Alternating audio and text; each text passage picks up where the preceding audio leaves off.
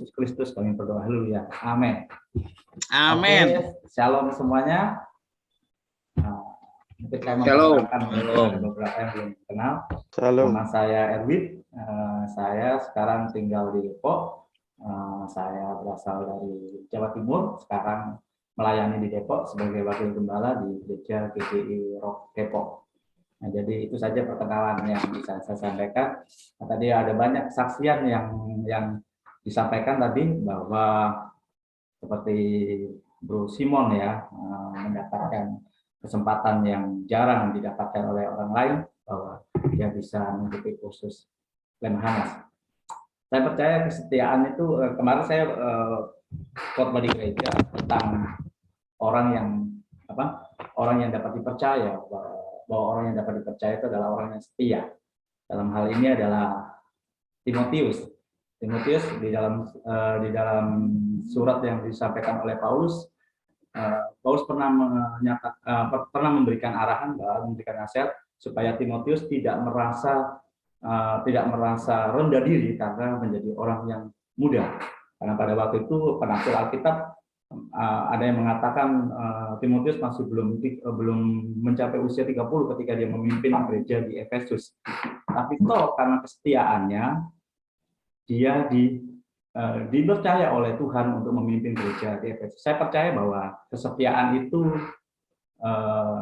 membuat kita mendapatkan banyak hal, kesempatan-kesempatan yang jarang sekali orang lain terima, tapi kita mendapatkan. Itu karena kesetiaan kita. Hari ini kita akan belajar tentang memberitakan Injil. Saya percaya bahwa menjadi saksi Kristus itu selalu identik dengan memberitakan Injil. Jadi saya percaya bahwa seseorang yang menjadi saksi Kristus, baik itu melalui pengalaman hidupnya, dia harus menjadi seorang yang memberitakan Injil. Dan hari ini saya rindu kita untuk membaca. Nanti saya minta David ya untuk menampilkan ayat-ayat yang tidak saya baca.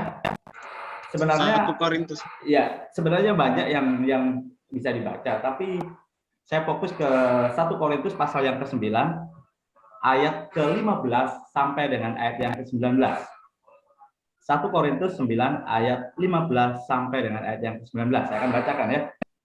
Tetapi aku tidak pernah mempergunakan satu pun dari hak-hak itu. Aku tidak menulis semuanya ini supaya aku pun diperlakukan demikian. Sebab aku lebih suka mati daripada diri. Sungguh, kemegahanku tidak dapat ditiadakan siapapun juga. Karena jika aku memberitakan Injil, aku tidak mempunyai alasan untuk memegahkan diri. Sebab itu adalah keharusan bagiku. Celakalah aku jika aku tidak memberitakan Injil. Kalau andai kata aku melakukannya, menurut kehendakku sendiri memang aku berhak menerima upah. Tapi karena aku melakukannya, bukan menurut kehendakku sendiri, pemberitaan itu adalah tugas penyelenggaraan yang ditanggungkan kepadaku. Kalau demikian, apakah upahku? Upahku ialah ini, bahwa aku boleh memberitakan Injil tanpa upah, dan bahwa aku tidak mempergunakan hakku sebagai pemberita Injil. Sungguh pun aku bebas terhadap semua orang. Aku menjadikan diriku hamba dari semua orang, supaya aku boleh memenangkan sebanyak mungkin orang. Ya, kalau kita melihat firman Tuhan yang kalau kita baca dari ayat yang pertama sampai dengan ayat yang kelima, di situ dikatakan bahwa Paulus memberikan jawaban atas kritikan-kritikan dari orang-orang yang ada di Korintus yang mengatakan bahwa Paulus itu bukanlah seorang rasul. Dan Paulus mengatakan bahwa Paulus memberikan jawaban bahwa dia adalah rasul. Dikatakan kalau dibaca di dalam ayat yang kedua, dikatakan sekalipun bagi orang lain aku bukanlah rasul, tapi bagi kamu aku adalah rasul. Kemudian ya.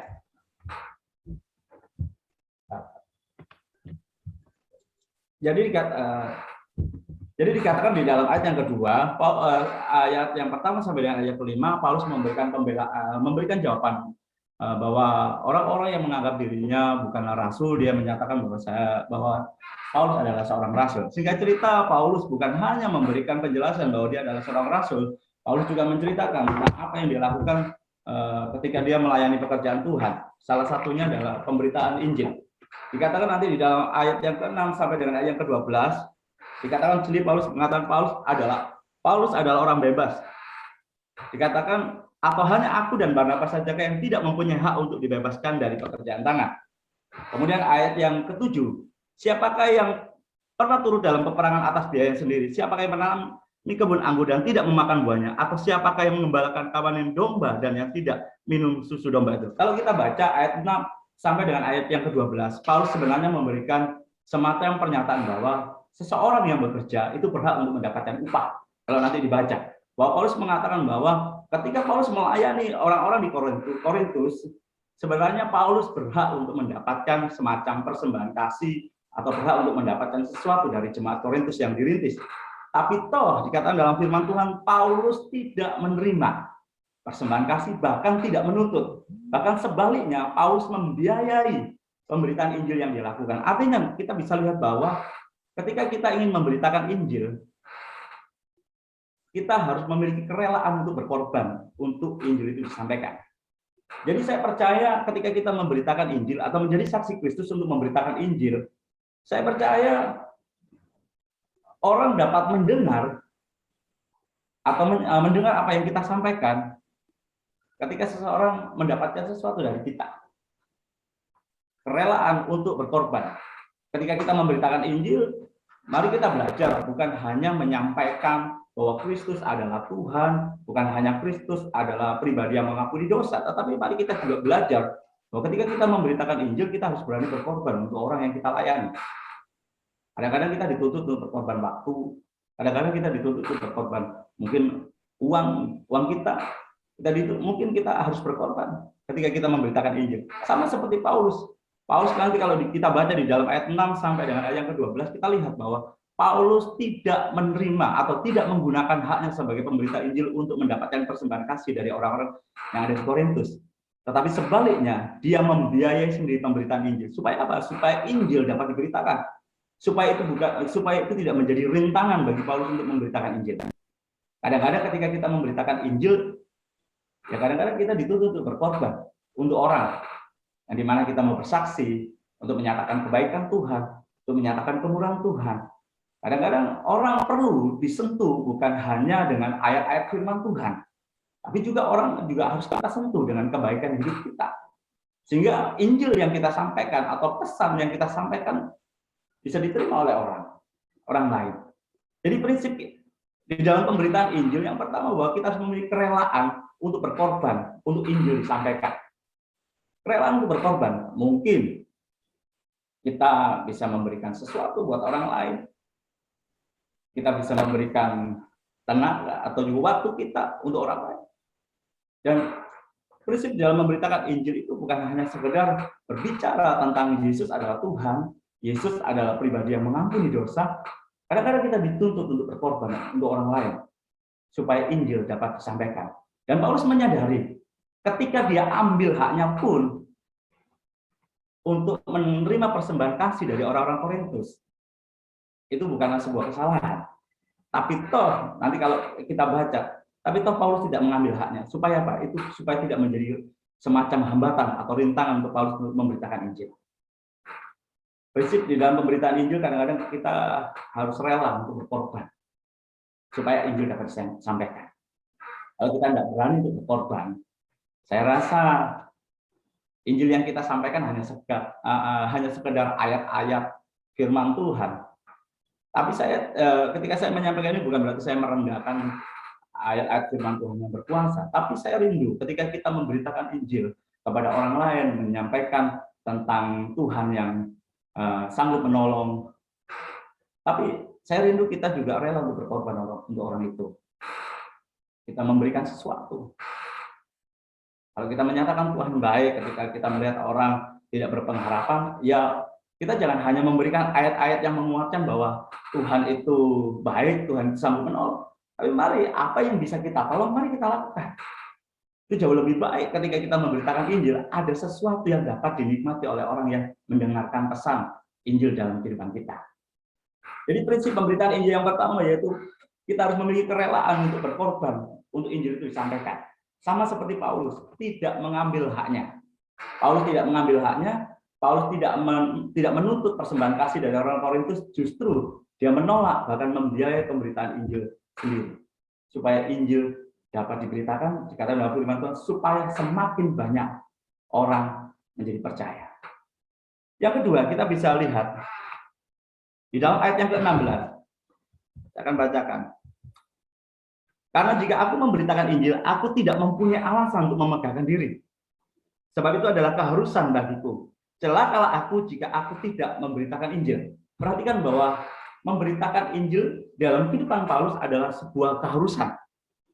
Seperti kita ketahui bahwa Injil adalah kekuatan Allah di dalam surat Roma. Tanpa Kristus, manusia terhilang. Tanpa Kristus, manusia mendapatkan maut. Dan saya percaya kita semua sudah cukup tahu bahwa Kristus adalah satu-satunya juru selamat. Tidak ada keselamatan yang lain di luar Kristus. Saya percaya kita sudah mempercayai.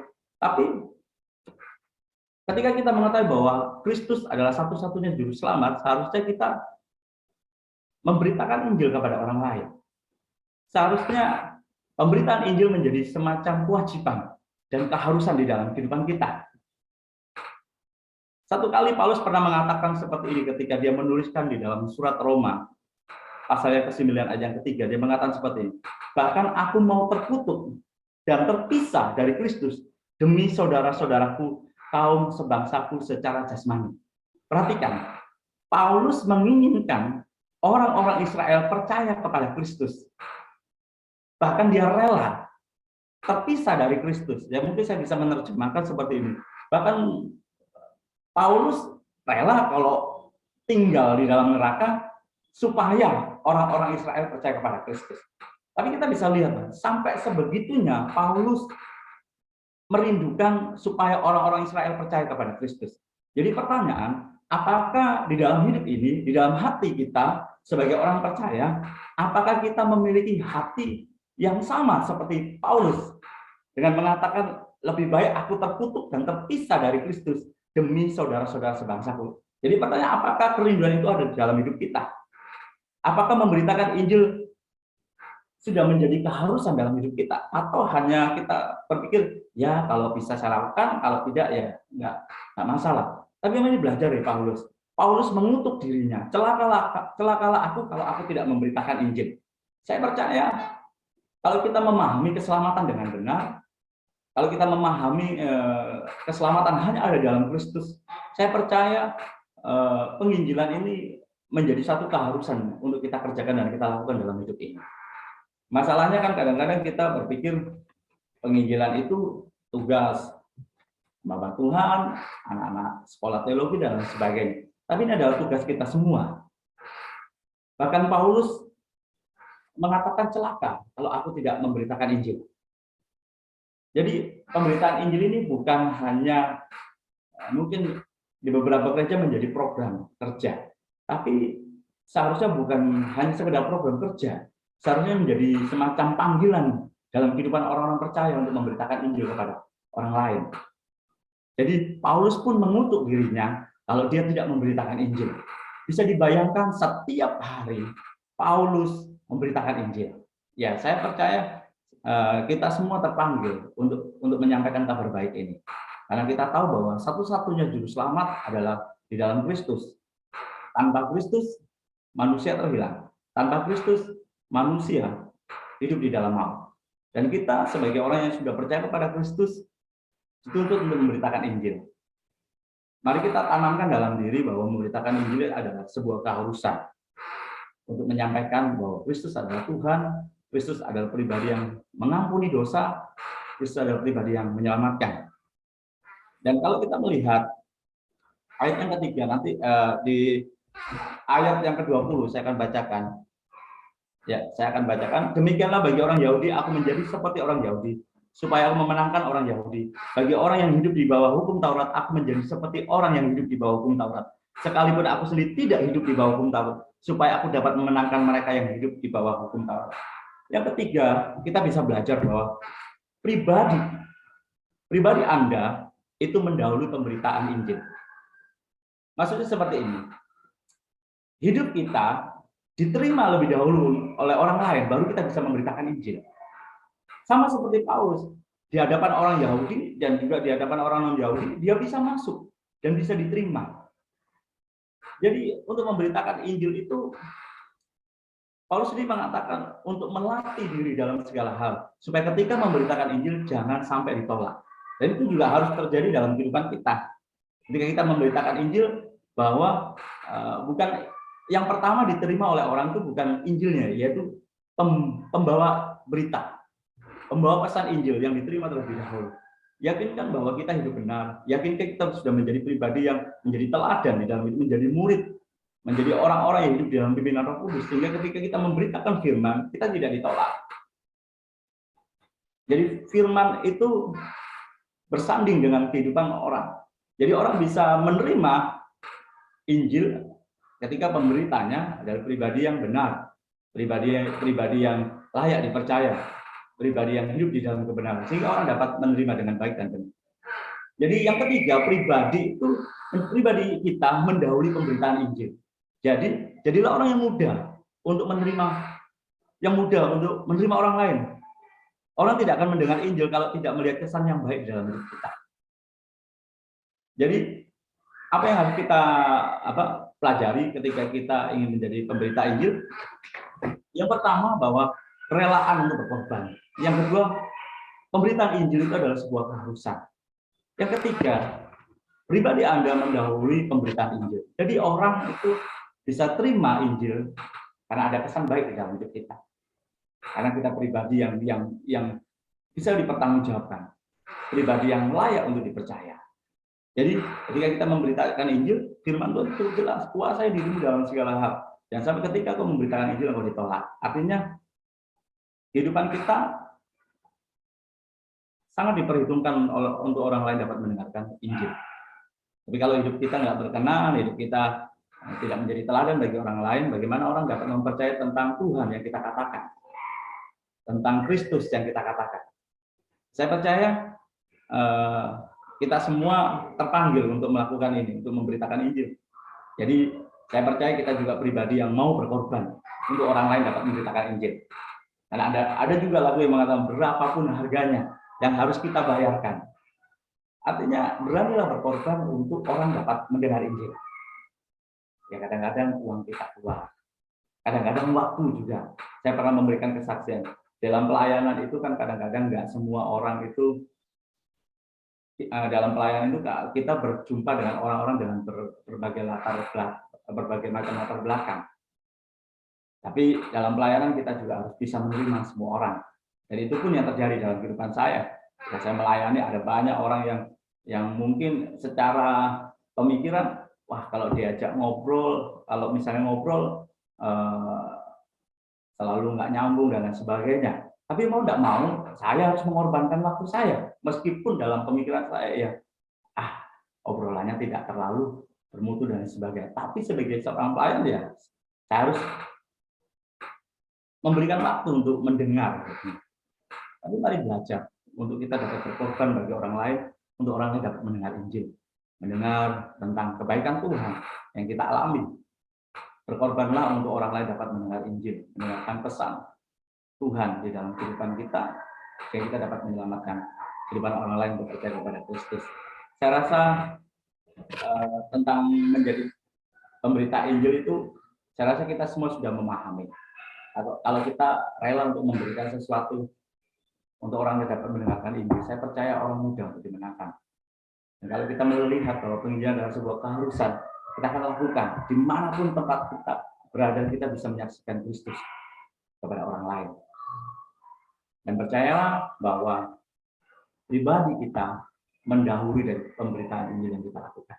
Jadi milikilah kesan yang baik untuk memberitakan Injil kepada orang lain. Saya rasa renungan hari ini saya selesai.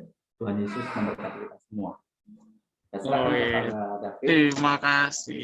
Terima kasih Pak Irwin. Kasih plusnya dong, emot atau apa gitu.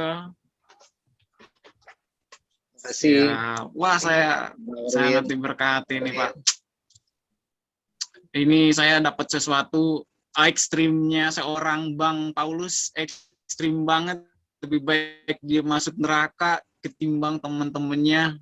Wah, saya nggak bisa ngomong. Mungkin teman-teman ada yang mau bertanya, Bro Renold atau Pak Abram, kayak mau nanya nih.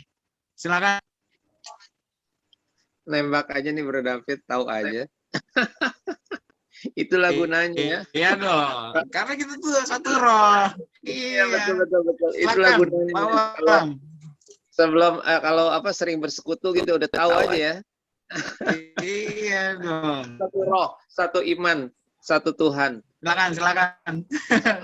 Yes. Saya jadi ingat yang Brother Erwin sampaikan ya, Pak Erwin sampaikan tentang yang satu, yang nomor satu berkorban ya. Jadi memang mesti punya kerelaan ya. Jadi waktu itu saya sempat pelayanan jaringan perusahaan dunia kerja gitu ya, jaringan kantor gitu. Waktu pelayanan ke suatu kantor, saya dihubungin ex karyawan saya dulu waktu saya di advertising. Jadi saya pelayanan di sebelah tempat kuliah Atma Jaya ya. Nah, pas saya datang, dia setiap hari Jumat pas jam 12 kan pada sebagian kan yang ikut itu ya, gereja Bawang, jadi sebagian enggak gitu ya. Jadi saya melayan di sana, ternyata perusahaannya itu masih perusahaan itu dipegang oleh anaknya Anthony Salim. Nah, jadi walaupun sebagai orang percaya tapi nggak diperhatikan perusahaan itu. Jadi yang melakukan kegairahan itu adalah kegairahan di hati para karyawan. Jadi sama sekali sebenarnya perusahaan doa itu nggak disupport. Jadi itu adalah inisiatif karyawan-karyawan saja. Jadi waktu selesai membawakan firman, ada persembahan kasih dikasih saya. Akhirnya Roh Kudus gerakin untuk saya terima, saya kembalikan lagi persembahan itu. Jadi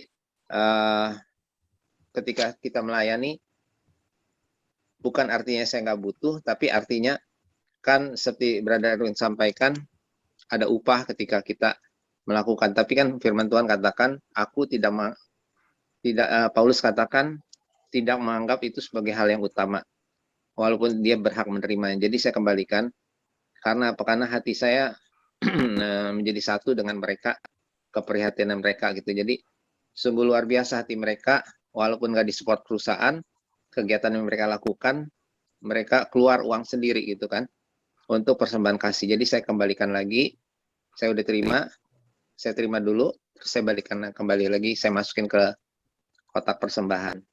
Ya, itulah karena Roh Kudus ada dalam kehidupan kita, sehingga kita bisa mengekspresikan kasih bagi sesama anggota tubuh ya. Puji syukur kepada Tuhan. Oh iya, oke, terima kasih Pak Bram. Ada lagi teman-teman? Sebelum teman-teman saya mau kesaksian sedikit nih. Saya juga. Oh iya dah. Oke, Bro Renol, silakan. Kalau saya sama David bukan cuma satu row, tapi saya kasih bocoran pertanyaan ke dia. Iya, saya mau kesaksian ya. Aduh, Bro Renol, stop dulu. Sebelum acara ini berlangsung, sebelumnya kita sama Bro Renol. Dia nanya gini, boleh gak sih saya nanya kalau tanpa teologi ya, sebagai pendeta atau pembawa firman, ternyata Pak Erwin bisa sharingkan gitu Pak. Jadi ini bukan suatu kebetulan. Nah, nanti Renol coba lebih jelasnya gimana, Bis? Ya, mungkin sih kalau penginjilan kepada teman-teman yang sesama full gospel itu kan mungkin masih tidak sulit lah. Cuman kalau kita sudah bicara media sosmed maupun YouTube, jadi saya mohon saran dari Pak Edwin sebagai pelaku firman yang sudah pasti banyak pengalaman, itu bagaimana responnya. Kan kadang memang memang saya temukan banyak orang yang sangat kritis dari luar maupun dari dalam kekristenan sendiri. Cuman dalam pelayanan kita untuk membagikan firman melalui media YouTube, contohnya seperti Bro David kan, berapa kali dulu kan kalau dia kesaksian kan sah-sah saja. Tetapi kalau kita sudah bicara, mungkin bukan penafsiran ya, tetapi lebih pada pengajaran seperti ayat per ayat, atau mungkin ayat per ayat terlalu sulit lah ya. Mungkin per tematik, misalnya kayak apa itu pertobatan, itu kalau tanpa kita bernaung pada sebuah gereja, tanpa memiliki gelar pendeta dan gelar teolog, kira-kira sarannya seperti apa? Ya, ya sehubungan dengan mungkin ada yang kita kerjakan di dalam pelayanan, mungkin tentang media sosial dan sebagainya. Saya rasa panduannya ya kita jangan sampai menyampaikan ujaran kebencian, lakukan aja bagian kita untuk menyampaikan firman. Kemudian jangan berpikir bahwa kita mau mempertobatkan orang. Karena Roh Kuduslah yang membuat orang itu bertobat.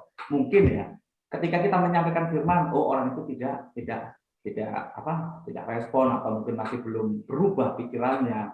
Yakinlah bahwa Roh Kudus itu yang mempertobatkan. Mungkin kita orang pertama, mungkin berikutnya David orang kedua. Kan dikatakan dalam firman Tuhan, Apolos yang menanam, Paulus yang menyiram. Mungkin kita orang yang pertama, mungkin David orang yang kedua, mungkin Pak Bram orang yang terakhir yang pada intinya semuanya itu harus kita kerjakan gitu. Tapi kita jangan pernah berpikiran bahwa kita lah yang mempertobatkan orang untuk percaya kepada Kristus.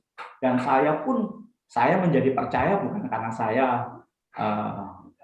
memiliki akal yang saya bisa percaya, itu pun karena kasih karunia dan anugerah. Ya, itu pun jadi kita jangan pernah berpikir bahwa kita akan mempertobatkan orang. Lakukan aja bagian kita. Kemudian kalau misalnya tentang seseorang yang tidak memiliki gelar teologi seperti STH, MTH atau DTH dan lain sebagainya, apakah boleh menyampaikan firman Tuhan? Boleh-boleh saja menyampaikan firman Tuhan, gitu. Boleh-boleh saja. Yang penting kita belajar sungguh-sungguh, ya belajar sungguh-sungguh. Yang penting tidak melenceng dari dogma kekristenan misalnya ya. Sudah jelas bahwa Yesus Kristus adalah Tuhan dan Juru Selamat. Oke. Kalau misalnya melenceng dari itu ya adalah sebuah kesalahan gitu. Tapi sah-sah saja misalnya orang tidak memiliki gelar teologi untuk menyampaikan firman Tuhan. Dan saya pun sebagai hamba Tuhan, saya juga bisa belajar dari orang lain. Saya tidak mengalami, misalnya Pak Reno mengalami, dan saya bisa belajar dari sisi kehidupan yang lain bahwa Tuhan bekerja dalam kehidupan Pak Reno. Tadi juga ada kesaksian, saya juga bisa belajar di dalam kejenuhan pun ternyata tadi ada yang menyampaikan kesaksian bahwa dalam kejenuhan pun Tuhan berikan kejutan gitu. Saya bisa belajar, oh Tuhan yang saya sembah yang sama dengan Brother Simon, bahwa Tuhan itu pribadi yang suka memberikan kejutan atau hadiah ketika kita jenuh akan segala sesuatu. Jadi saran saya Pak Reno, ketika kita tidak memiliki gelar, yang penting ada basic bahwa itu tidak boleh. Kalau soal doktrin itu kan bisa berbeda-beda ya. Doktrin atau tafsir semua itu, kalau di dalam hermeneutik, ilmu tafsir sekolah Alkitab itu ada satu keyakinan yang tidak boleh tidak di dalam penafsiran, yaitu Roh Kudus adalah penafsir terbaik. Kenapa dikatakan penafsir terbaik? Karena Roh Kudus lah yang menginspirasi, sehingga kita boleh saja menafsirkan dari sudut pandang yang berbeda, tapi percaya bahwa Roh Kuduslah pribadi atau penafsir yang terbaik di dalam Alkitab, karena Roh Kudus yang menginspirasi. Jadi saran saya, boleh-boleh saja seseorang menyampaikan firman Tuhan, tidak memiliki titel. Yang penting betul-betul belajar. Siap. Thank you. Luar biasa. Bro Reno, kalau mau belajar teologi di sini ada Pak Reno, ada Behim, ya kan? Bisa. Oke, silakan, ada yang lagi yang mau bertanya? Saya bukan sarjana teologi, Rit. Nggak bisa. Enggak, kalau sharing-sharing maksudnya bisa saling tanya lah. Ya kan nggak harus teologi ya tadi kan. Iya, silakan Walid, boleh kasih saran. Ya saya belajar dari semuanya sih. Iya. Tapi yang paling penting belajar dari Alkitab sih. Iya. Karena semuanya back on Bible kan. Iya. Tapi sarannya Pak Erwin bagus sih, benar, maksudnya baik lagi itu udah deh, itu kalau yang tadi Pak Erwin bilang itu semuanya udah ada di Alkitab. Jadi kalau kita punya kepentingan di dalamnya untuk mewartakan, sebenarnya gini loh, Alkitab, Yesus Allah itu cuma maksudnya suruh tidak mengangkat argumenkan firman Tuhan. Firman Tuhan itu nggak bisa diargumenkan. Firman Tuhan itu udah emang firman Tuhan gitu loh. Jadi nggak ada perdebatan sebenarnya di sana. Firman Tuhan itu adalah mutlak gitu loh. Jadi kita cuma bicara bahwa kebenaran itu adalah Yesus Kristus dan Dia sudah menebus dosa manusia. Itu aja. Dan kalau orang lain mau bilang ini kayak apa, kayak bodoh amat gitu kan. Yang penting kita udah kasih tahu bahwa dia itu seperti itu gitu loh. Jadi dan kita tidak boleh mempunyai keinginan bahwa lu harus percaya dong gini-gini, enggak. Karena memang baik lagi yang tadi Pak Erwin bilang bahwa Roh Kudus yang ini kan, yang bisa mengaruniakan itu. Kayak kita aja, kita kan bertobat bukan karena orang lain, karena kasih karunia Tuhan. Gitu kan. Jadi thank you Pak. Saya sih belajar terus tiap hari karena firman Tuhan itu sebenarnya bukan untuk dibertampakkan dan diargumentasikan dan untuk dibilang oh saya benar kamu salah, bukan. Karena kita harus renungkan siang dan malam, terus kita aplikasikan di dalam setiap proses kehidupan kita sehingga kita bisa bertumbuh secara iman dan karakter sesuai kasih karunia yang Tuhan berikan kepada kita. Itu aja sih. Thank you. Terima kasih Pak Halim. Wah, malam ini kita kedatangan Bebani nih. Ini adalah salah satu leader kita. Bebani, selamat malam Bebani. Nggak capek, tak main iPad. Oke, mungkin Bebani lagi sibuk. Yang lain ada yang mau menanggapi atau sharing apa? Tanya jawab. Bagus, B. Thomas.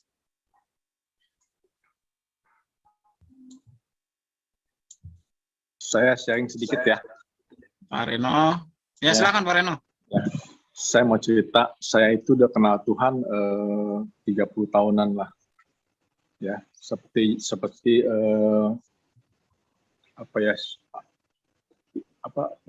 di itu janji Tuhan buat kita ya untuk menyebarkan Injil ke seluruh dunia.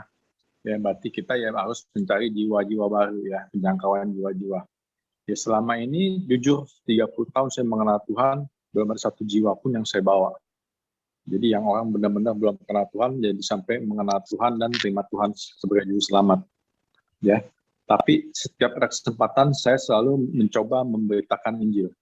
Ya, caranya bisa banyak macam, jangan sedikit melempari firman, bisa dengan pembuatan, dengan perkataan kita. Ya, menurut saya selama apa yang kita tabur itu nggak pernah sia-sia. Semua firman yang ditabur pasti akan kembali dan berbuah. Cuman emang waktunya Tuhan. Emang kalau dihitung emang belum kelihatan berhasil seperti itu. Ya, seperti saya di pelayanan di Full Gospel ini, jujur saya 6 tahun. Ya boleh dibilang ya di antara kalian semua ini mungkin saya paling lama di sini di BHI ini. Saya baru bawa orang itu 2. Yang lain ada yang member yang baru datang aja bisa bawa teman 3 orang, 4 orang, itu saya cuma bawa 2 orang dari 6 tahun ini. Walaupun setiap minggu saya beribadah di FGB ini bisa 2-3 kali. Yang waktu masing-masing offline pun bisa seminggu 2-3 kali saya datang. Ya, tapi saya percaya apa yang saya kerjakan nggak sia-sia.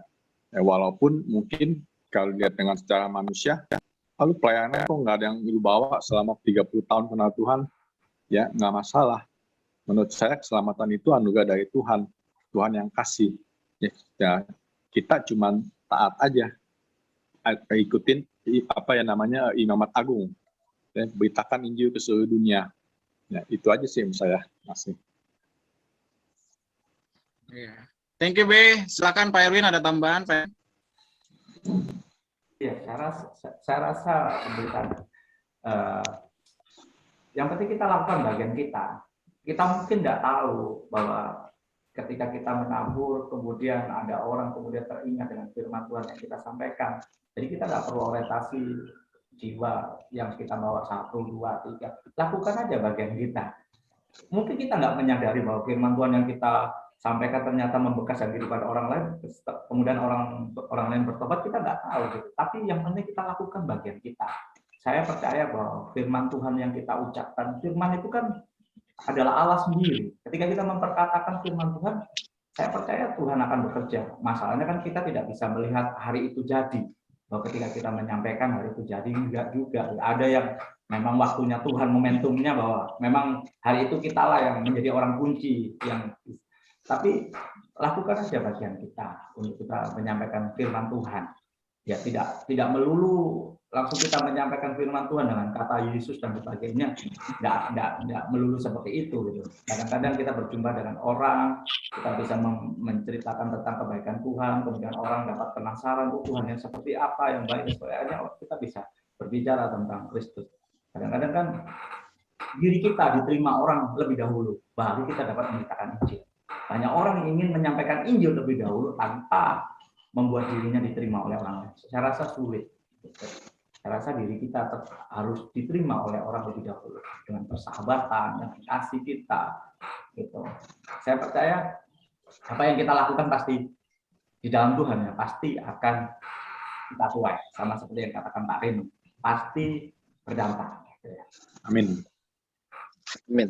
Wih, setuju Pak, pantesan aja Pak ya. Kalau saya lihat nih kan kayak Yesus nih ditolak dari mana, nggak diterima. Jadi saya menerima, ya bener-bener juga situ Pak. Ya Pak ya. Yesus ditolak sana, tolak sini. Kalau nggak diterima ya susah. Oke.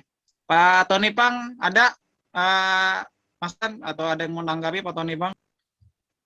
Terima kasih. Mungkin saya ke Pak Erwin. Terima kasih Pak. Saya rasa saya diingatkan melalui sharing Pak Erwin beberapa ayat yang saya rasa itu berbicara bagi saya, dan saya bacakan tidak semua tadi ayat yang saya rasa tadi sebagian besar ayat-ayat yang tadi Pak Erwin sampaikan itu yang saya rasa berbicara ke saya belum lama ini, dan saya rasa saya diingatkan lagi malam ini, dan saya mungkin ambil satu ayat Pak yang tadi setahu saya juga tadi Pak Erwin tadi bacakan dari 1 Korintus pasal 9 ayat 22. Bagi orang-orang yang lemah, aku menjadi seperti orang yang lemah, supaya aku dapat menyelamatkan mereka yang lemah. Bagi semua orang, aku telah menjadi segala-galanya, supaya aku sedapat mungkin memenangkan beberapa orang dari antara mereka. Saya ulang sekali lagi, bagi orang-orang yang lemah, aku menjadi seperti orang yang lemah, supaya aku dapat menyelamatkan mereka yang lemah. Bagi semua orang, aku telah menjadi segala-galanya, supaya aku sedapat mungkin memenangkan beberapa orang dari antara mereka. Saya rasa saya belajar dari mungkin ini saya rasa ini dari saya tertarik dengan apa yang tadi Bapak Behalim tadi sampaikan ya, kita saling belajar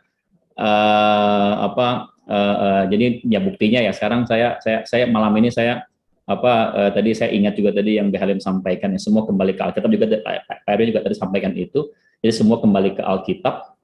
Dan saya rasa malam ini saya diingatkan mengenai strategi penginjilan seperti itu, dan saya diingatkan satu hal. Jadi saya sepertinya punya gaya, jadi saya pukul rata seperti itu. Jadi kalau saya punya, jadi misalnya sekarang dalam hal berkomunikasi seperti itu.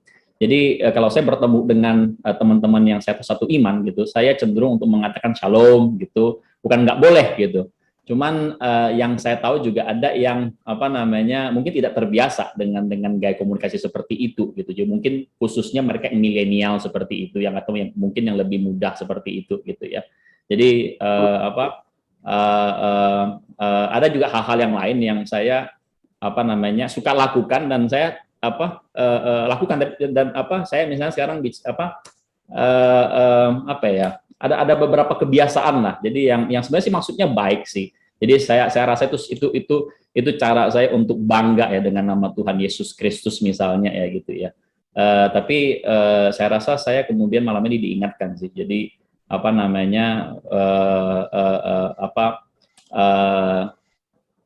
perlu mungkin bahasanya penyesuaian sih. Jadi dalam hal komunikasi juga seperti itu. Dan yang juga saya juga jadi ingat sih bahwa intinya sih mungkin saya diingatkan memberitakan Injil itu jangan menjadi sesuatu yang aneh seperti itu sih gitu. Dan jadi karena saya kebiasaan yang karena jadi saya punya kebiasaan itu saya pukul rata. Jadi saya terapkan itu ke semua orang. Maksudnya baik, tapi ternyata kemudian mungkin tidak bisa diterima oleh semua orang dengan baik seperti itu, dan itu bisa kesannya tuh aneh seperti itu mungkin ya. Nah sementara yang saya pelajari kalau bicara penginjilan, itu seharusnya yang saya pahami dari ayat ini itu adalah sesuatu yang jadi kalau saya memberitakan Injil dari ayat ini, saya rasa seharusnya itu bisa diterima dengan baik sih. Saya dasarnya itu dari Roma pasal 14 ayat 17 sampai 18 kalau saya boleh bacakan. Sebab kerajaan Allah bukanlah soal makan. Saya ulang, saya mohon maaf. Sebab kerajaan Allah bukanlah soal makanan dan minuman, tetapi soal kebenaran, damai sejahtera, dan sukacita oleh Roh Kudus. Saya ulang. Sebab kerajaan Allah bukanlah soal makanan dan minuman, tetapi soal kebenaran, damai sejahtera, dan sukacita oleh Roh Kudus. Karena barang siapa melayani Kristus dengan cara ini, ia berkenan pada Allah dan dihormati oleh manusia. Cara seperti itu, Bro David. Terima kasih sekali lagi, Pak Erwin. Wah, luar biasa. Thank you, Pak Tony Pang. Oke, malam ini kita ditunggu. Siapa lagi nih? Ada Pak Ferry Sairang. Salam, selamat malam, Bro Ferry.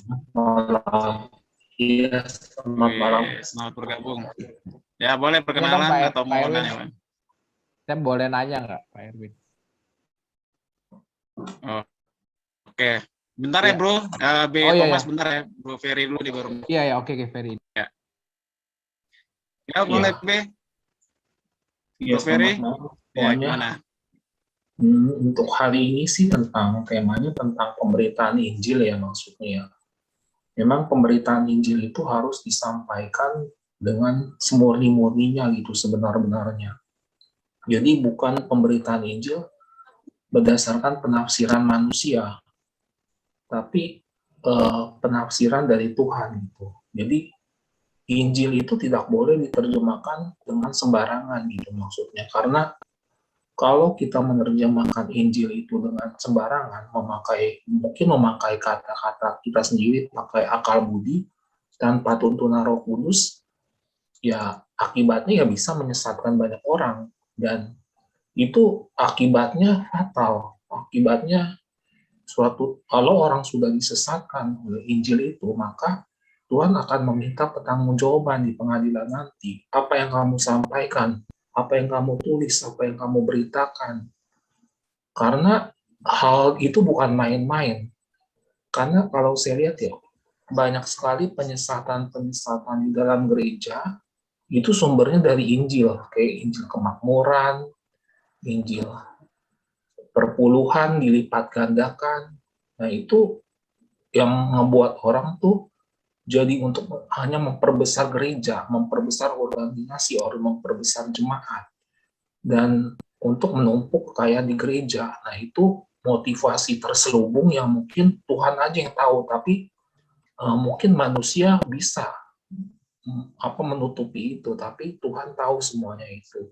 Jadi sejak zaman dahulu kala juga banyak sekali penyesatan terselubung, baik itu di organisasi gereja maupun di organisasi lain yang mungkin kita tahu. Jadi makanya itu timbullah banyak tradisi-tradisi, banyak segala macam di lingkungan gereja itu yang dibawa masuk ke dalam lingkup gereja.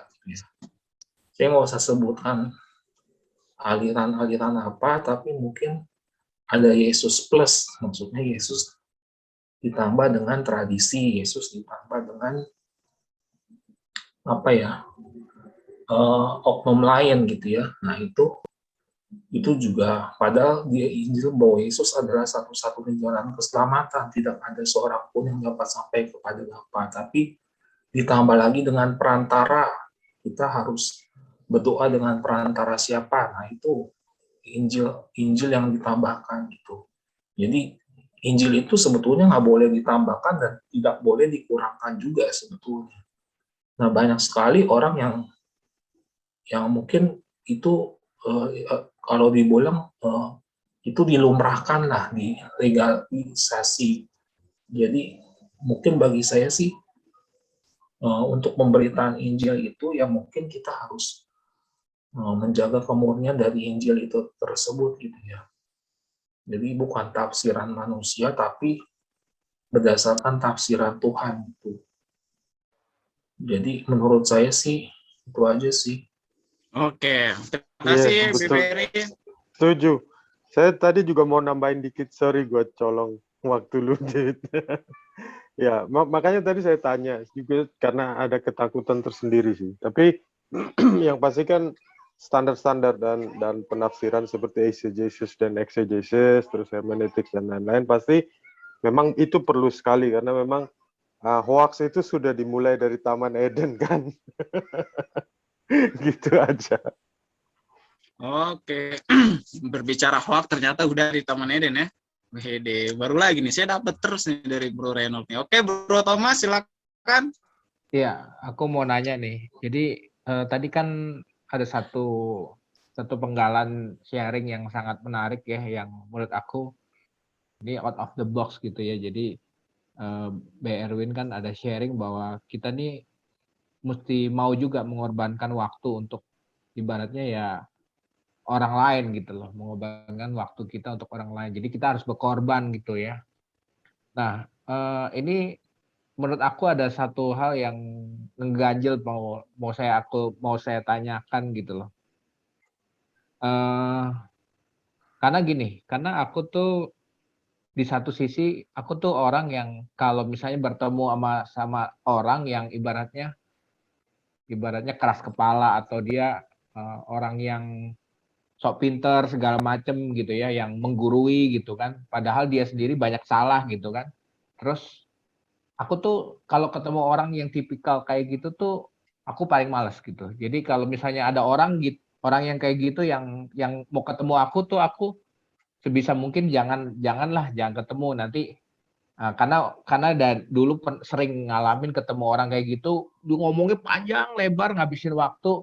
Terus aku juga berpikir bahwa ya Tuhan kan kasih hikmat ya, kita sebagai manusia itu kan dikasih waktu sama Tuhan harus wise gitu loh. Kita harus menggunakan waktu kita sebaik mungkin, jangan kita buang-buang waktu gitu kan. Di satu sisi aku berpikir bahwa ya Tuhan udah kasih hikmat bahwa ya jangan lu ngabisin waktu buat orang-orang yang model kayak gitu gitu. Tapi di satu sisi karena itu udah menjadi satu apa ya, ibaratnya aku punya pegangan gitu, setiap ada orang yang difficult people itu aku kayaknya malas ketemu gitu ya. Bahkan kadang-kadang kalau ketemu orang seperti itu yang udah ngomong panjang lebar, udah ke langit bumi ke planet mana gitu ya, ngomongnya udah jauh banget kayak nggak nyambung gitu. Aku bisa ngomong kayak gini, Pak. Mohon maaf ya, boleh kita kembali ke topik yang utama. Saya mohon maaf, saya nggak mau ngomong terlalu jauh gitu. Saya bisa memotong seperti itu. Aku orang yang tipikal nggak mau ngabisin waktu berjam-jam untuk hal yang nothing gitu. Aku punya tipikal seperti itu, ya. Nggak tahu apakah menurut aku itu hal yang baik ya, tapi di satu sisi tadi Pak Erwin aku tersentuh juga dengan kata-kata kita harus mau mengorbankan diri untuk mendengarkan orang lain gitu kan. Nah itu jadi ini ada sedikit apa ya, menurut aku ada sedikit perbedaan pandangan, tapi ya nggak tahu, menurut aku pandangan aku kita harus wise, gunakan waktu sebaik mungkin, jangan menghabiskan waktu yang dikasih Tuhan, tapi di satu sisi juga kita harus mengorbankan waktu kita buat orang lain. Jadi ini ada sedikit tweets ya, ada sedikit tweets yang mungkin belum 100% nyambung gitu, tapi saya ingin minta hikmatnya ke Pak Erwin adalah kapan kita harus mau meluangkan waktu buat orang-orang seperti itu dan kapan kita waktunya untuk menolak. Jadi saya ingin tahu hikmat yang tepatnya tuh time-nya kapan gitu. Karena kalau sekarang saya tuh tipikal kalau udah ketemu orang gitu udah ngubungin ngajak ketemu, waduh boro-boro udah mending caw gitu kan. Nanti ngomong-ngomong habisin waktu dia menggurui gitu kan, padahal apa yang teorinya juga nggak ada yang benar gitu kan. Jadi aku tipikal yang udah kalau model kayak orang gitu ketemu mending aku mundur gitu ya. Nah jadi saya butuh hikmatnya nih dari Pak Erwin, kapan harus mau menemui dan mendengarkan, kapan kita harus mundur gitu. Jadi aku butuh hikmat seperti itu sih. Kalau dari saya pertanyaannya itu. Silakan Pak Erwin. Pernah mengalami hal seperti itu ketika saya melayani. Ada bapak-bapak, om-om lah ya opa-opa lah. Ya kali datang ke saya ngomongnya itu terus berulang-ulang. Ya sama seperti Thomas, kayaknya nggak ada mutunya. Tapi satu hal ketika saya mau mendengar, walaupun aduh ini kok ngomongnya begitu terus. Satu hal dia suatu saat dia kesaksian, dia ngomong seperti ini. Hidupnya, jadi saya hanya mendengar, tapi dia diberkati. Padahal saya juga, kalau dihitung juga sakit kepala kalau mendengarnya gitu-gitu. Tapi satu hal, saya dicelitkan bahwa ketika saya memberikan telinga, dia bersaksi pada waktu itu di gereja saya dengar. Dia bersaksi, saya bersyukur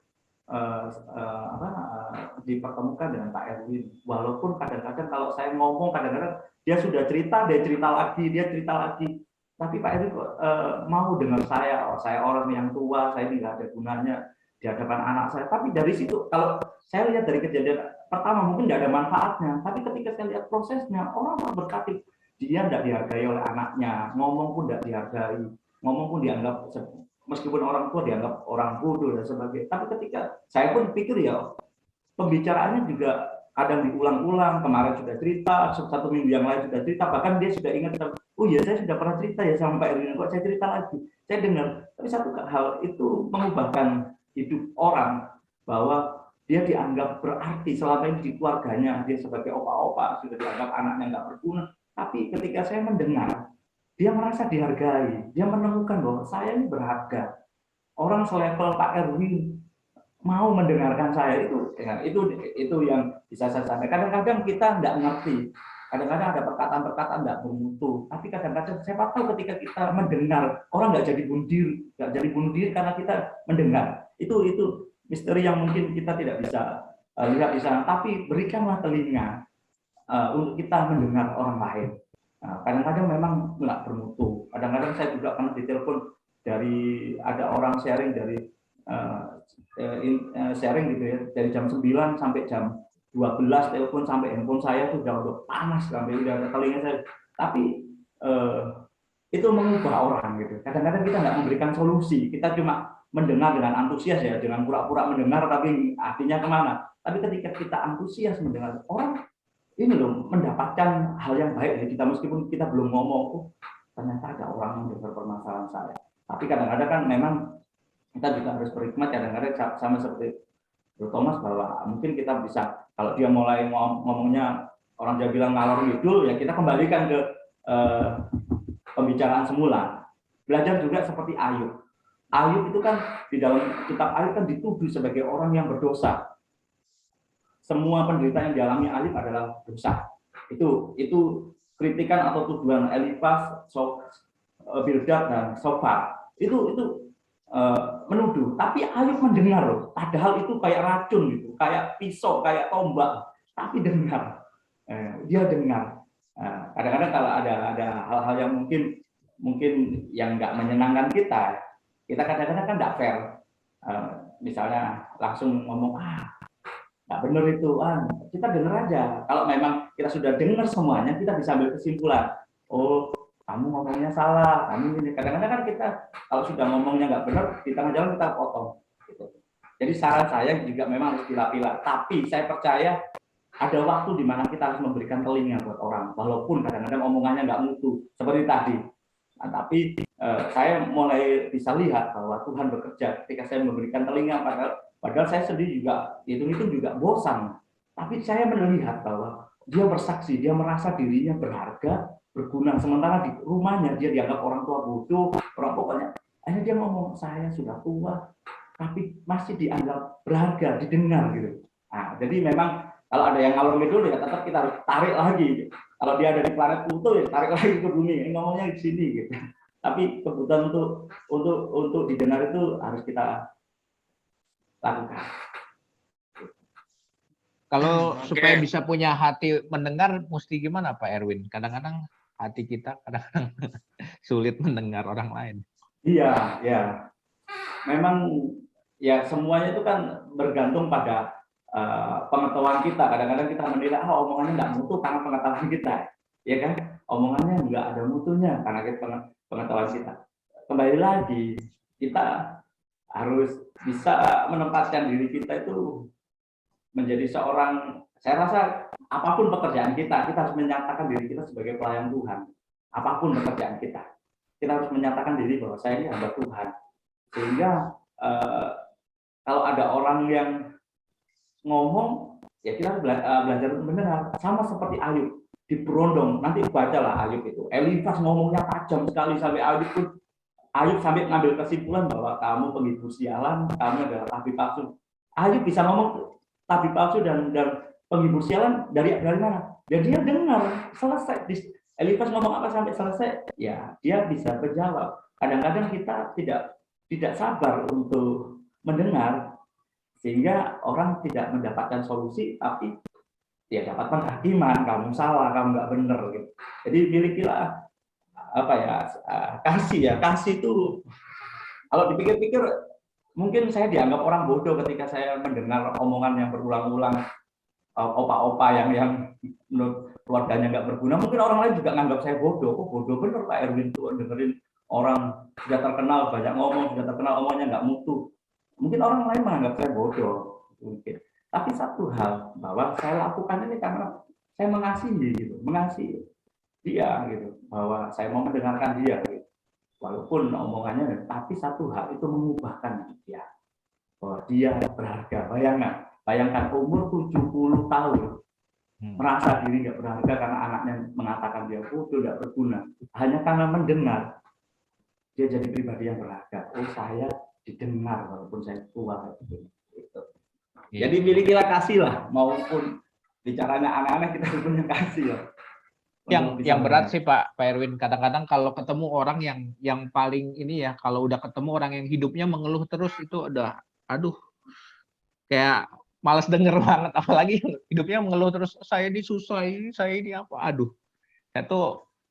Saya kalau ketemu orang yang cerita dia tentang hidupnya, cerita walaupun susah tapi dari angle bahagia gitu, aku malah senang, aku malah kayaknya happy. Wah, luar biasa kamu bisa menghargai hal kecil. Tapi kalau orang yang ketemu terus hidupnya terus dia ngeluh ini itu kan, aduh udah males gitu. Saya tipikal yang mungkin karakter saya agak ini ya, agak sulit ya mendengar orang yang pertama ngeluh terus yang pesimis gitu. Saya tipikal orang yang kalau ketemu orang sukanya yang optimis, yang hidupnya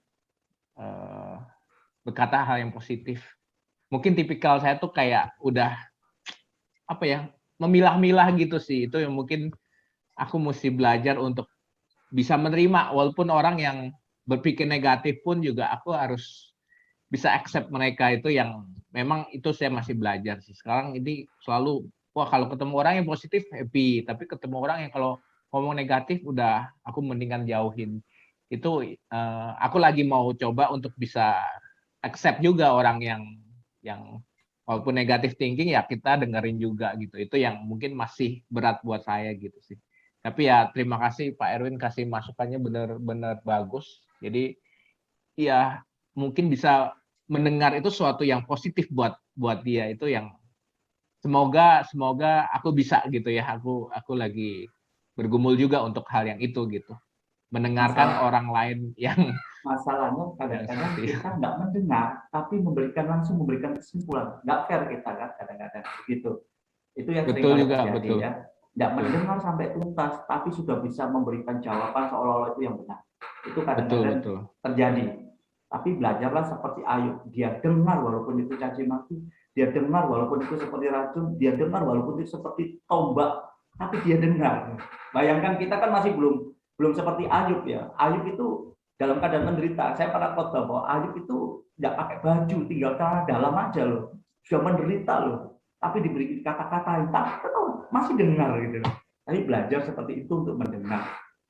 Siapa tahu pas dari mendengar itu kan kita nggak tahu ternyata orang nggak jadi bunuh diri, nggak jadi melakukan hal-hal bodoh, nggak melakukan hal-hal yang negatif, nggak ambil pilihan salah karena mendengar. Karena dari kita memberikan telinga, gitu. Wah, thank you Pak menarik ya Pak ya, luar biasa. Gimana Bro Thomas, sudah dipuaskan? Terjawab lah, terjawab juga gitu loh. Wih, luar biasa. Iyalah, kita harus sering-sering berfilosofis. Ya, inilah full gospel ya, saling menguatkan satu sama lain. Oke, di malam hari ini kita ketemu lagi nih dengan siapa nih? Bro Fritz. Selamat malam, Bro Fritz. Posisi lagi enak badan nih kayaknya. Bro? Iya, Bro. Wih, gimana? Ada yang mau disampaikan, Bro, tentang penginjilan, Bro? Tentang Injil ya. Memberitakan Injil. Ya, halo. Sinyalnya. Oh iya. Kebetulan Hah? kebetulan baru bergabung, jadi satu hal yang saya mau share yang baik selain menjadi pelaku firman. Widih.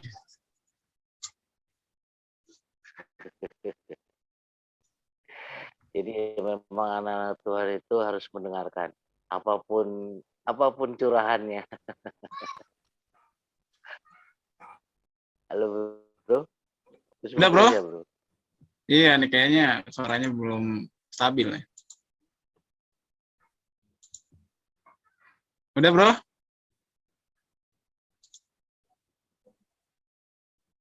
Iya. Oke lah, sepertinya Bro Fritz sinyalnya kurang bagus. Sinyal ngikuti. Oke. Tapi kita sudah dapat kok chatan apa yang mau didoakan hari ini. Pokoknya sehat selalu. Nanti kita doakan ya, Bro. Oke, karena udah menunjuk pukul 9:30, ada lagi kah yang mau bertanya? Bebani gimana? Posisi aman, Bebani?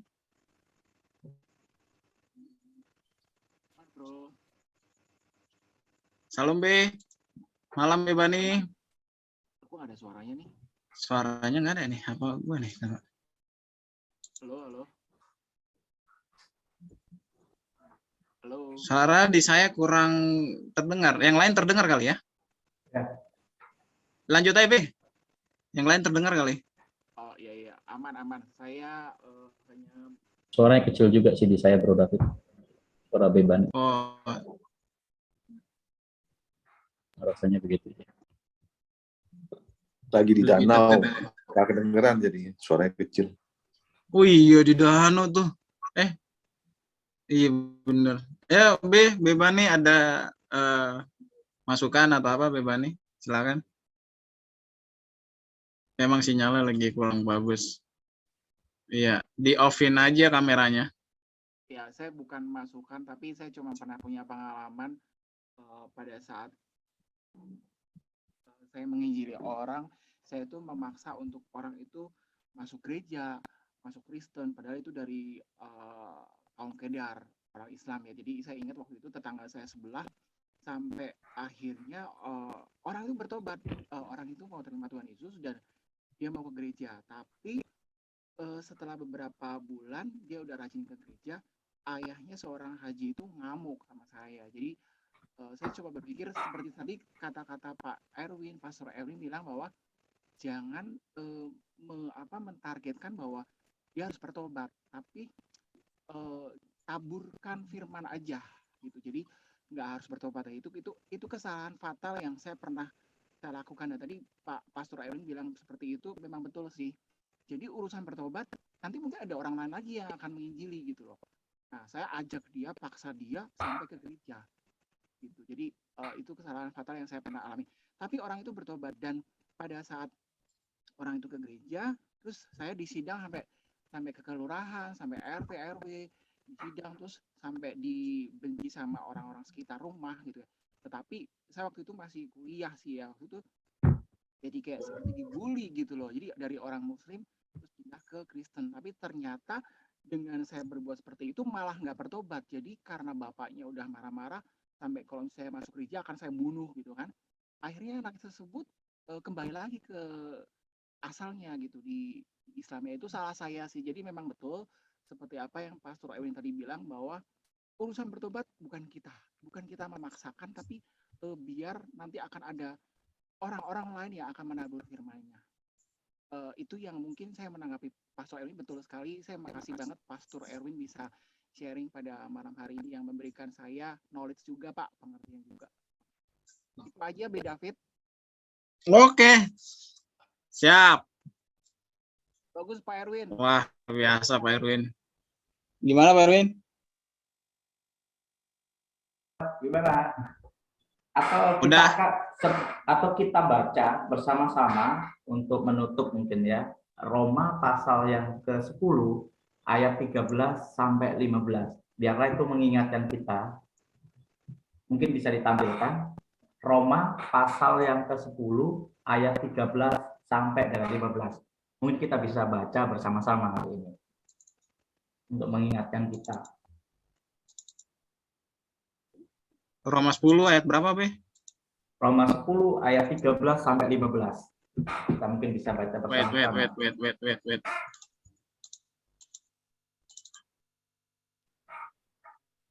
13 sampai 10. Oke. 11 13 berapa? sampai 10. 13 sampai 10. Ya. Mungkin kita 13 bisa sampai 10. 13 sampai 15. Ya. Oke, Ya, kita siap. bisa baca bersama-sama ya. Ya, pada hitungan ketiga kita baca bersama-sama. 1, 2, 3. Sebab barang siapa yang berseru kepada nama Tuhan akan diselamatkan. Tetapi bagaimana mereka dapat berseru kepadanya jika mereka tidak percaya kepada Dia? Bagaimana Mereka dapat percaya kepada Dia jika mereka tidak mendengar tentang Dia? Jika mereka tidak mendengar Bagaimana mereka mendengar tentang Dia? Bagaimana mereka tidak ada yang memberitahukannya? memberitakannya? Dan bagaimana mereka dapat memberitakannya jika mereka tidak diutus? Seperti ada tertulis betapa indahnya kedatangan mereka yang membawa kabar baik. Oke, Tuhan Yesus memberkati. Saya rasa ini boleh menjadi penutup buat kita. Jadi Injil itu sudah dikerjakan oleh Yesus melalui kematiannya. Sekarang tugas kita untuk kita memperdengarkan kepada orang-orang yang belum mengenal Tuhan. Ingat, pertobatan itu bukanlah target. Tadi sekali lagi saya ingatkan, pertobatan bukan target, tapi pemberitaan Injil yang harus kita lakukan. Karena pertobatan adalah pekerjaan Roh Kudus. Tuhan Yesus memberkati kita. Waduh, luar biasa. Sangat diberkati banget ya, teman-teman semua ya. Amin. Ya, sebelum kita tutup, adakah yang mau didoakan? Oke, jika tidak ada yang mau didoakan, kita sudah. Kita perlu tanya, Bro Reno, istrinya Shirley bagaimana keadaannya? Oke, Bro Reno. Ya, puji Tuhan, setelah melakukan pengobatan nuklir itu istri sudah bisa berjalan dengan agak leluasa. Malahan kemarin jalan-jalan ke Monas meskipun nggak turun dari mobil sama David sama Bro Mas puter-puter Jakarta sampai sore itu juga perkenanan Tuhan itu luar biasa karena istri sudah seminggu lebih tidak bangun dari tempat tidur, dan kemarin itu memang melalui pengobatan medis, tetapi puji Tuhan, ya ini saya titip doa sekalian, habis ini kami juga lusa akan balik ke Surabaya untuk melakukan kemoterapi oral dari diminum dari kapsul itu. Ya saya doakan kami, saya minta doanya supaya kami bisa tetap kuat dan bersukacita di dalam Kristus. Yes. Dan bisa selamat aman sampai di Surabaya dan melanjutkan pengobatan di sana. Sekian. Oke, Bro. Teman-teman, ada lagi? Nanti Pak Bram boleh doakan Bro Reynold ya, dan Bro Simon bisa doakan Bro Ferry ya. Nah, nanti siapa ya? Udah foto tadi Bro, udah foto Bro. Gimana? Bro Udah Nicholas? foto tadi, udah foto. Belum. Belum foto. Oke. Kita foto ya. Siap. Bro Niko ya yang foto ya? Lu aja Bro, lu bisa nggak? Ya udah gua yang foto deh. Ya, gua aja be. Sini foto ya. Yo, gue Niko lagi sibuk. Yuk kita foto ya. 1, 2, 3. Oke, sekali lagi ya. Sekali lagi. 1, 2.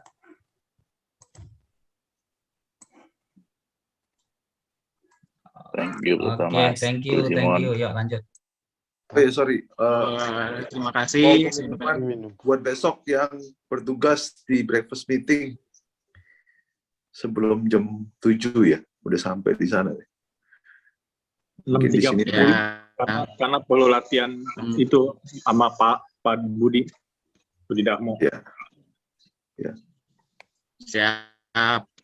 Teman-teman yang bisa menghadiri itu nanti bisa di Japri lah ya. Oke, kita semua kan punya nomor telepon tuh. Oke, ada lagi yang mau didoakan udah ya. Seperti tadi Pak Bram boleh doakan Bro Reynold keberangkatannya semuanya kuat. B Simon bisa mendoakan Bro Ferry, sudah ada di chat, dan Bro Fritz bisa didoakan oleh siapa nih? Pak Tony kali ya. Pak Tony bisa doakan David untuk kecapean kondisi badannya yang drop, sempat menggigil. Puji Tuhan hasilnya negatif setelah PCR. Selamat malam Bro Handalan. Luar biasa, thank you menyempatkan diri masuk ya. Ada yang mau disampaikan Bro Handalan? Hari ini kita lagi bicarakan tema penginjilan. Selamat malam Pak David dan semua. Terima kasih. Belum ada Bang David yang mau disampaikan. Ya, ada yang mau didoakan Bro Handalan? Belum ada Bro David. Oke, siap. Udah ya. Nanti doa penutup oleh Pastor Erwin. Pastor Erwin mana ya? Siap. Udah. Ada lagi yang mau didoakan, saya ulang lagi, Pak Bram bisa mendoakan Bro Reynold, kesehatannya nanti di keberangkatan, Bro Simon bisa mendoakan Bro Ferry, tentang apa nih dia nih, pemulihan, terobosan keuangan, dan lain-lain. Bro Tony Pang bisa mendoakan Bro Fritz. Oke, kita mulai ya. Ya Tuhan. Ya, dimulai dari, ya, siap. Yuk, silakan Pak. Ya Yesus Tuhan, terima kasih kami bersepakat berdoa untuk saudara dan saudari kami yang kami kasih, Bro Reynold dan istrinya Shirley. Bapak, terima kasih Kau mengucap syukur dan kami bersuka cita. Firman-Mu adalah kemenangan atas apa yang dipercaya oleh kami semua, khususnya Bro Reynold atas istrinya juga. Bahwa firman-Mu berkatakan bahwa oleh bilur-bilur Yesus Kristus Tuhan, tubuh Shirley sehat sempurna. Sebab Shirley, tubuhnya adalah bait Allah, bait Roh Kudus. Ada kehidupan ilahi, kehidupan Yesus Kristus, darah yang mengkuduskan setiap seluruh jaringan sel organ jaringan tubuhnya, sehingga tidak ada satupun yang boleh tersisa sakit penyakit, cancer apapun. Ya Bapak, kami memegang janji-Mu, bahwa Engkau turut bekerja dalam segala sesuatu yang mendatangkan kebaikan. Engkau yang mengurapi setiap pengobatan dan proses kemo yang akan dilakukan. Engkau memberikan kekuatan, semangat, sukacita untuk Shirley melihat betapa hebatnya kuasa-Mu, betapa hebat karya-Mu, betapa ia sungguh berharga di hadapan-Mu. Terima kasih Bapak atas apa yang ia juga imani, apa yang ia akan lakukan melalui kejadian yang terjadi, akan bersaksi, berkasutkan kerelaan memberitakan Injil sampai ke ujung dunia bersama suaminya Reynold. Bapak, Engkau juga yang menyertai perjalanan kembali ke Surabaya, pasukan malaikat surga yang memagari, darah Yesus membungkusnya melalukan dari bahaya maut apapun. Kau tibakan tanpa kekurangan apapun. Ada sukacita yang besar Bapak, kami sebagai saudara-saudaranya mau mendengar Bapak, untuk Bro Reynold dan Shirley bersaksi akan kemenangan-kemenangan yang Kau sudah berikan pada keluarga dan Reynold. Terima kasih Bapak, kami bersuka cita sebab Bro Reynold dan istrinya Shirley adalah lebih dari orang-orang yang menang. Terima kasih, kami mengucap syukur Bapak. Terpujilah Engkau. Bapak, kami berdoa juga untuk Brother Tony, Brother Simon, Brother Thomas. Bapak, firman katakan beranak cuculah. Bapak, biarlah ide keluarga juga dialami Bapak. Engkau mengirimkan pasangan hidup lawan jenis, Brother Tony, Brother Simon, Brother Thomas, Brother David, yang takut dan ketaatan Engkau, yang mengenal Yesus sebagai Tuhan dan Juru Selamat secara pribadi, supaya mereka melahirkan anak-anak yang perkasa, supaya kehidupan mereka menjadi sempurna. Firman katakan adalah baik mendapatkan istri. Firman-Mu katakan, jadilah terjadi atas kehidupan Brother Tony, Brother David, Brother Simon, Brother Thomas. Di dalam nama Yesus kami mintanya. Dan firman-Mu katakan, beranak cuculah terjadi Bapak. Untuk mereka menjadi anak-anak yang dilahirkan menjadi anak-anak yang perkasa menerangi kegelapan dunia ini. Terpujilah nama-Mu Bapak. Doa orang benar besar kuasanya. Apa yang kami doakan dan kami mohonkan, kami percaya Bapak mengenanginya. Di dalam nama Tuhan Yesus Kristus. Haleluya. Amin. Makasih Tuhan, pada malam hari ini juga kami anak-anak-Mu yang penuh dosa ingin mengangkat doa kami. Tapi sebelumnya juga Bapa, kami ingin meminta ampun pada Engkau atas dosa dan kesalahan yang telah kami perbuat pada malam hari ini. Ampuni kami Bapa, dosa-dosa yang telah kami perbuat baik itu sengaja maupun tidak sengaja kepada sesama orang Tuhan, terlebih terhadap Engkau Bapa. Kami mohon ampun agar kami selalu Engkau ampuni dan Engkau kuduskan dengan darah-Mu. Tuhan, malam hari ini juga kami ingin berdoa buat sahabat kami, Beveri Sairang. Kalau dalam hari-hari ini Tuhan ada banyak cobaan yang telah dialamin dan anak-Mu Ferry Sairang Tuhan ada pergumulan. Yang pertama Tuhan pemulihan ekonomi, dalam pekerjaan juga biarlah Engkau bantu Bapa, biarlah segala yang ia rencanakan dalam perekonomian pribadi, keluarga, biarlah itu semua terpenuhi. Kami juga berdoa buat adanya keinginan Beveri untuk investor terhadap tradingnya Bapak. Kami percaya juga Tuhan, Engkau telah menyediakannya Bapak dan Engkau juga telah merencanakannya. Kami juga berdoa buat pembelian rumahnya juga, Engkau mengirimkan customer dengan harga yang sesuai yang telah ditetapkan oleh Beveri Sairang. Kami juga berdoa buat biaya pengobatan mata minus Tuhan yang ada sekitar 36 juta. Engkau cukupkan Tuhan agar segala pengobatannya berjalan dengan lancar. Ini Tuhan yang kami mohon kepada Engkau untuk sahabat kami Beveri Sairang. Biarlah Tuhan Engkau mendengarkan doanya, terlebih Tuhan Yesus Engkau mengabulkannya. Terima kasih Bapa, di dalam nama Tuhan Yesus kami berdoa dan mengucap syukur. Haleluya. Dan kami, saya juga ingin mengajak saudara-saudara yang hadir pada malam ini bersepakat untuk berdoa bagi saudara, bagi brother Fritz Tanot ya Tuhan. Yes. Sepakat kami berdoa memperkatakan kekuatan pemulihan bagi brother Fritz Tanot ya Tuhan. Terima kasih Tuhan, hasil tes PCR negatif COVID-19.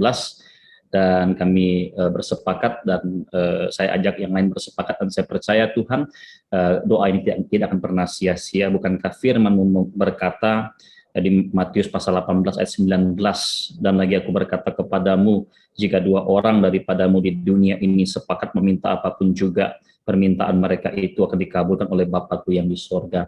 Terima kasih juga Tuhan, brother Fritz Tanot sudah hadir malam ini untuk bersekutu, dan saya pribadi percaya ya Tuhan, dia mengalami Engkau ya Tuhan. Bukankah firman-Mu juga berkata di Matius pasal 18 ayat 20, sebab di mana 2 atau 3 orang berkumpul dalam nama-Ku, di situ aku ada di tengah-tengah mereka. Dan saya percaya Tuhan, di mana Engkau hadir, di situ ada kekuatan, di mana Engkau hadir, di situ ada kelegaan, di mana Engkau hadir, di situ ada pemulihan, di mana Engkau hadir, di situ ada kesembuhan. Terima kasih Tuhan, bahkan saya percaya brother Fritz Tanot menerima lebih daripada kesembuhan fisik, tetapi juga ada kejadian-kejadian yang dahsyat dan ajaib lain yang ia boleh alami dan ia boleh saksikan itu Senin minggu depan ya Tuhan Kristus. Terpuji-pujilah nama-Mu ya Tuhan, di dalam nama Allah Bapa, Anak dan Roh Kudus, di dalam nama Tuhan Yesus Kristus. Saya dan juga yang lain bersepakat mengamini semua permohonan kami ini dalam nama Tuhan Yesus Kristus. Amin.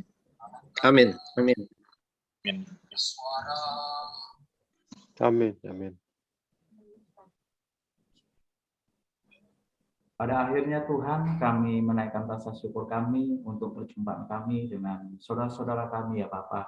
Dan biarlah Tuhan, hari ini Tuhan boleh menyatakan kasih dan kuasa-Mu buat kami. Dan hari ini Tuhan, kami akan berpisah satu dengan yang lainnya Bapa. Kiranya Tuhan memberkati kami dengan damai sejahtera Tuhan. Dan biarlah Tuhan, Kamu sendiri akan memberikan kemurahan demi kemurahan untuk terjadi dalam kehidupan setiap saudara-saudara kami tempat ini, Bapak. Aku berdoa di dalam nama Tuhan Yesus, berkat yang terbaik menyertai hari-hari hidupmu, berkat yang terbaik menyertai pekerjaanmu, berkat yang terbaik menyertai karirmu. Apapun yang kau butuhkan disediakan oleh Tuhan. Dan biar pengenalan akan Tuhan semakin bertambah-tambah di dalam hidupmu. Terima kasih Tuhan. Hanya dalam nama Tuhan Yesus Kristus kami percaya, kami telah diberkati oleh Tuhan. Haleluya. Amin. Amin. Amin. Thank you. Kita sama katakan FGB man. Be strong in the Lord. Be strong in the Lord. FGB man. Oke, sampai ketemu lagi. Thank you ya. Thank you. Istirahat, selalu bekerja yang berguna. Bless you. Thank you, Pak Erwin. Thank you, Pak Simon. Thank you, PHK. Abraham, Breno, sekali lagi terus Tony. berkati. Thank you. Thank you. Profits. Sehat-sehat Profits. David.